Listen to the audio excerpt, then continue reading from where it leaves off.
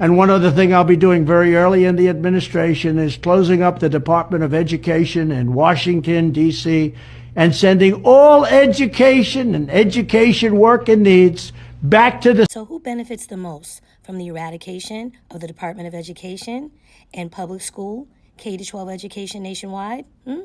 Well, that would be proponents of vouchers and private schools, mostly rich people. Who it wouldn't benefit and who it's going to hurt the most?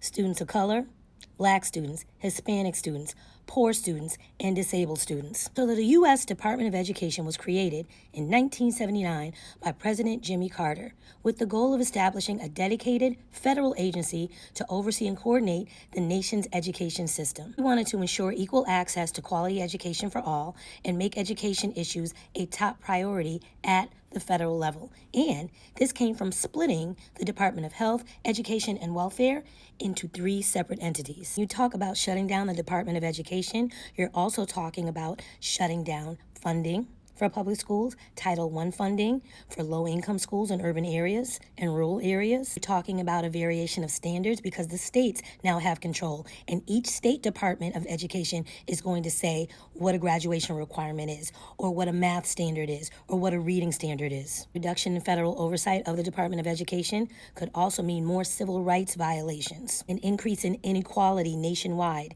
in our education system. Money and resources that are now allocated federally, that would be up to the states now. And not every state is as equitable as other states. Disabled students, this means an even weaker enforcement of IDEA laws. And if you don't know what IDEA stands for, it's Individuals with Disability Education Act. It means a reduction in funding for special ed students and special needs services. There will be disparities in funding and even more reliance on private funding and private donors, which could be a hit to low-income families, urban education, and rural education. Elections have consequences. This is one of them.